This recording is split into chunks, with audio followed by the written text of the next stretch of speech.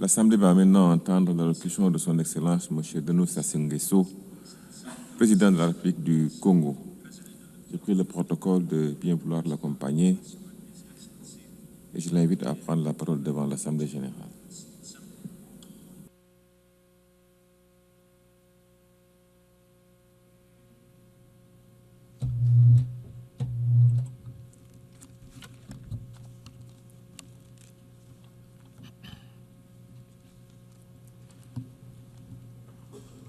Madame la Présidente de l'Assemblée générale,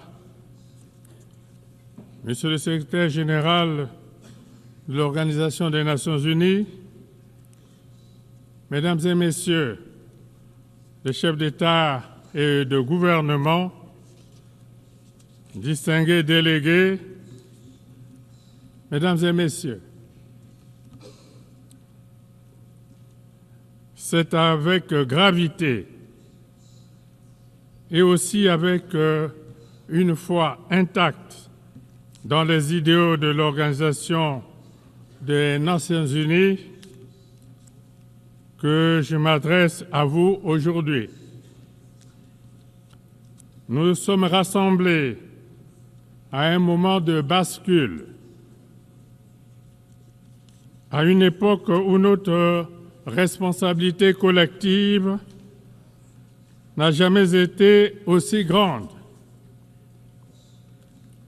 Nous vivons une période marquée par des tensions accrues, des menaces multiples et des fractures profondes.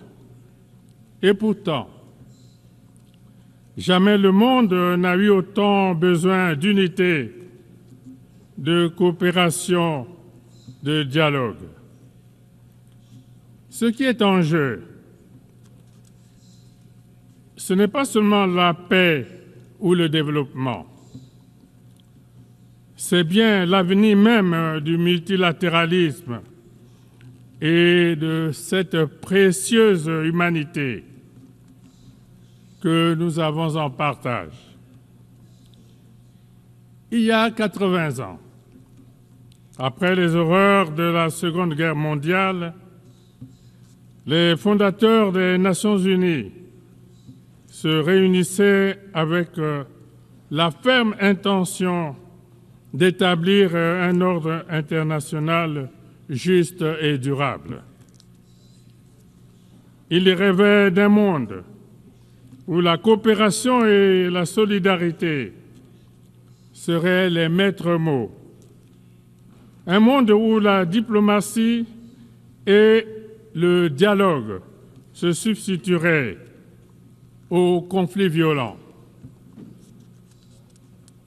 Leur projet était ambitieux. Il demeure totalement d'actualité. L'Organisation des Nations unies a été fondée sur le socle de deux principes majeurs. La solidarité internationale, c'est-à-dire la conviction que le destin des nations est intrinsèquement lié et que seul un effort collectif peut permettre de relever les défis mondiaux.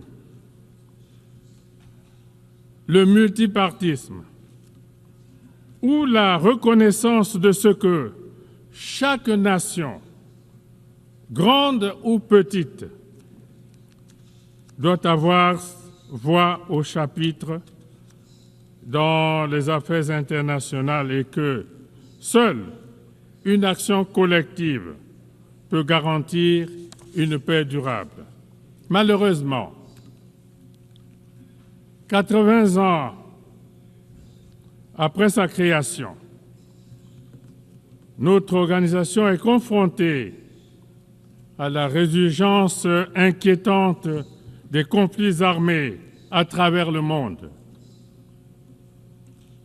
Dans tant d'endroits, le langage des armes a repris le dessus sur le bon sens et la diplomatie.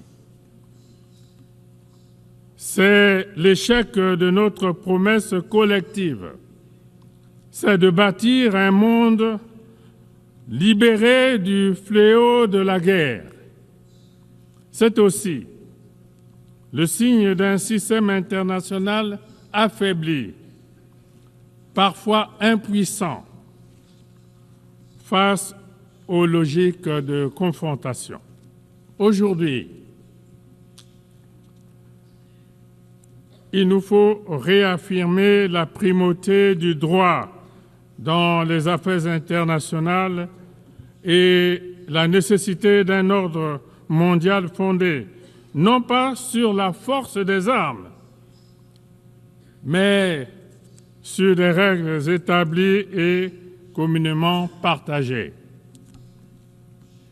Les Nations unies doivent redevenir un instrument efficace de prévention des conflits et de médiation. Acteurs épris de paix et de justice, qui œuvrent pour l'amitié entre tous les peuples du monde, le Congo soutient la coexistence pacifique, la tolérance réciproque et la compréhension mutuelle. C'est pourquoi, au Moyen-Orient, mon pays soutient sans réserve la solution à 2 États, israélien et palestinien, vivant côte à côte en paix. Dans les Caraïbes, mon pays continuera de soutenir le peuple cubain, exténué par des décennies d'un embargo aujourd'hui incompréhensible.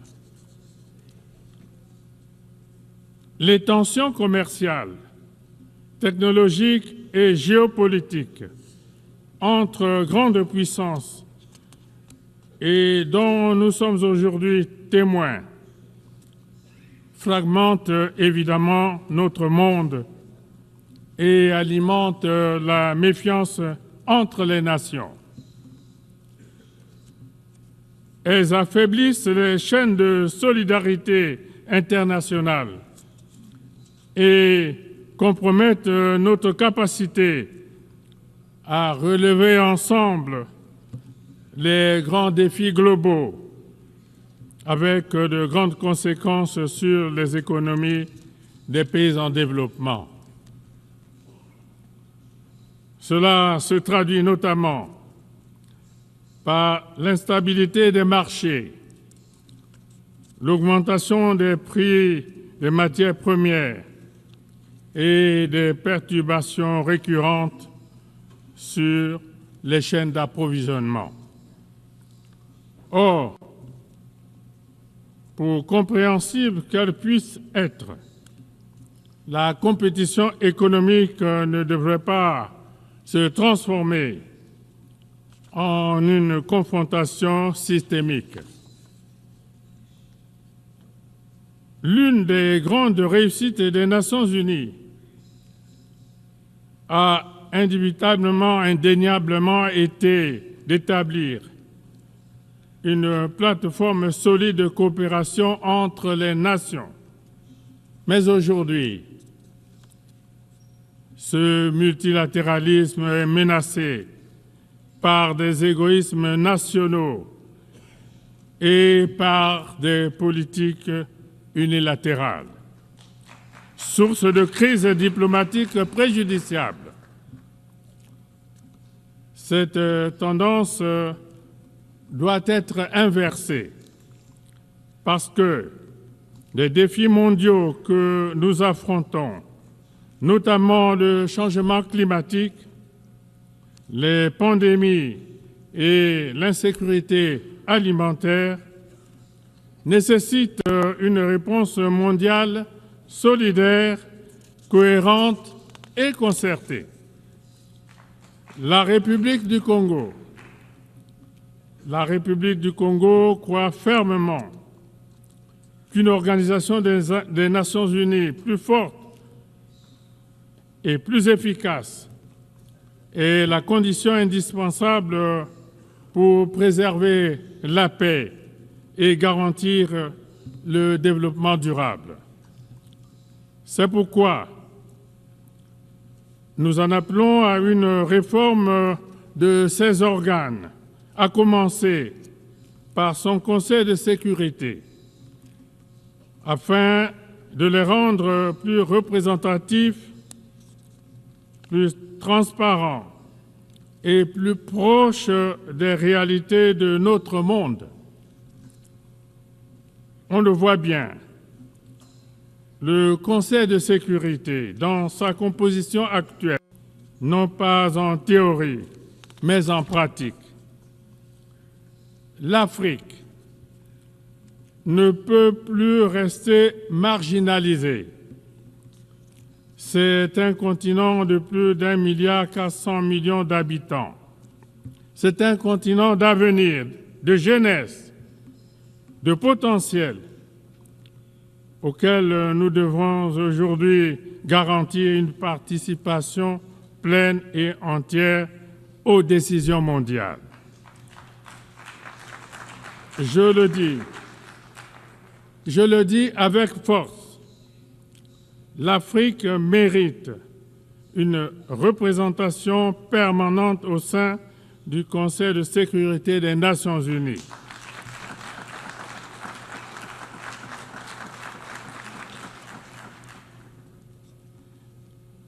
Pas en tant que bénéficiaire d'une faveur, mais en tant que partenaire légitime. C'est l'appel solennel que la République du Congo lance du haut de cette tribune.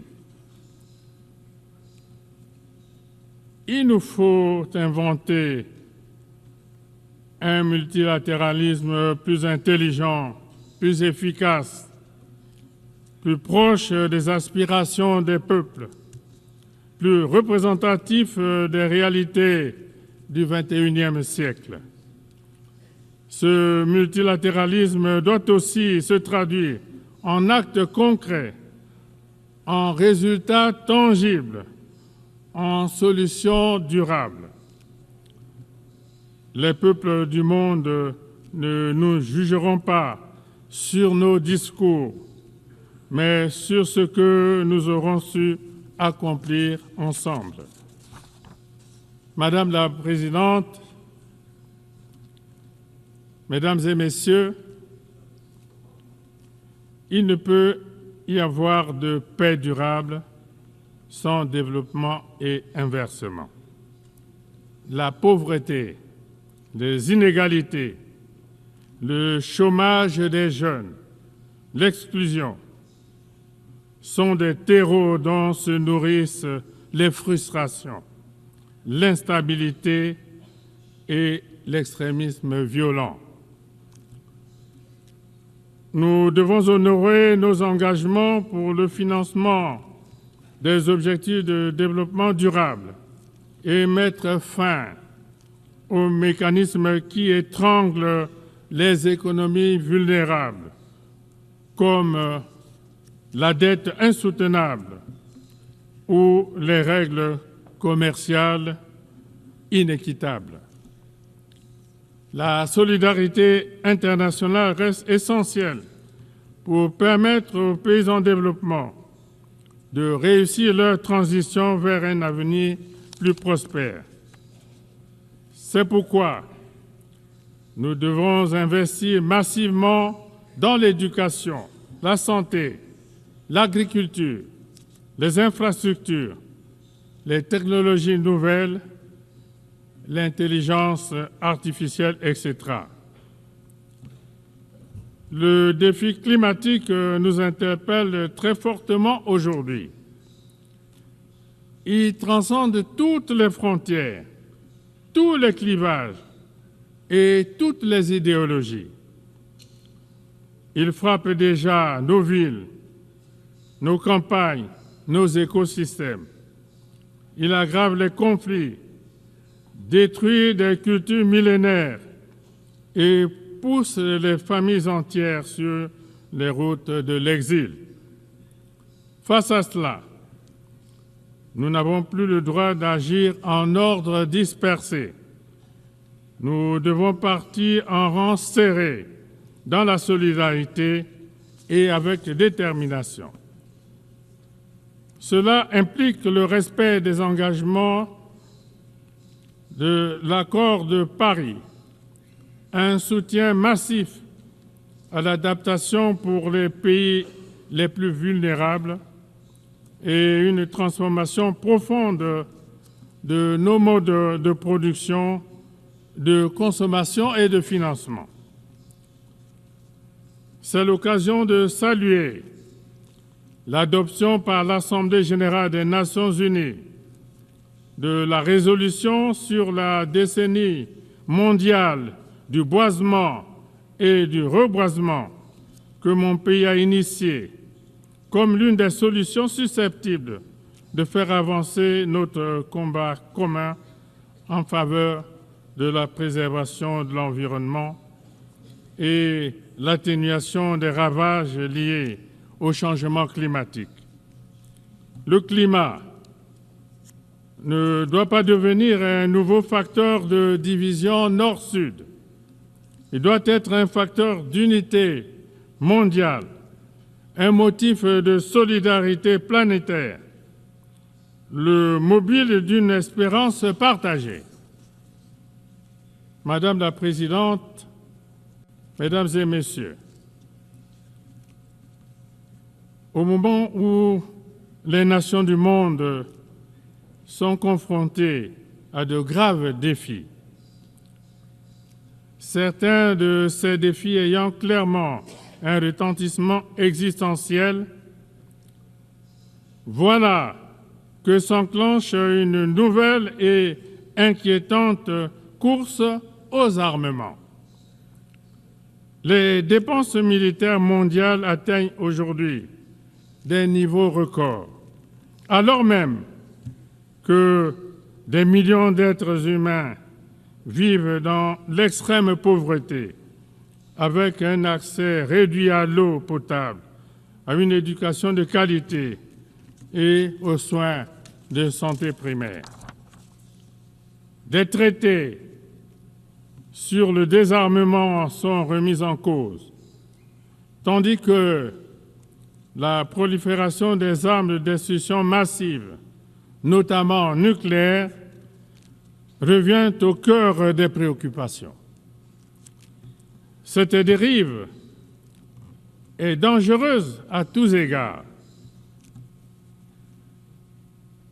Elle ne rend pas notre monde plus sûr, bien au contraire.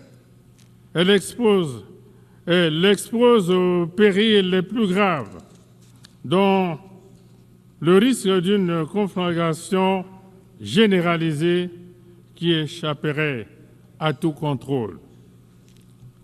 Fidèle à son engagement en faveur de la paix et de la sécurité internationale, la République du Congo réitère son appel en faveur d'un désarmement mondial.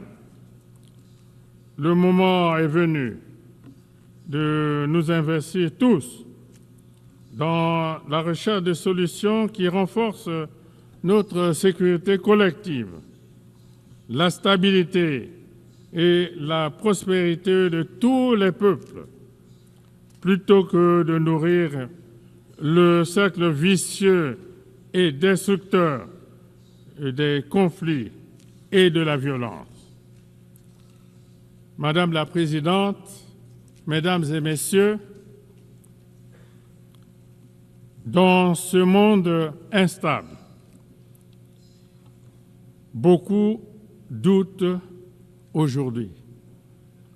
Beaucoup s'interrogent. Les Nations unies sont-elles encore utiles? Servent-elles encore à quelque chose? À cela, je voudrais, du haut de cette tribune, répondre clairement oui. Oui, les Nations unies sont même indispensables, mais à une condition, à savoir qu'elle sache évoluer, qu'elle sache se réformer, se rapprocher des peuples et répondre concrètement aux défis innombrables des temps présents. Nous ne sommes pas condamnés à la guerre, au repli et à la méfiance. Nous avons encore le choix, celui du courage, de la solidarité et de la responsabilité. Alors, ensemble, unis dans la diversité, faisons vivre les promesses fondatrices de notre organisation, à savoir la paix, la dignité et le progrès. Ne laissons pas l'histoire se faire sans nous. Je vous remercie.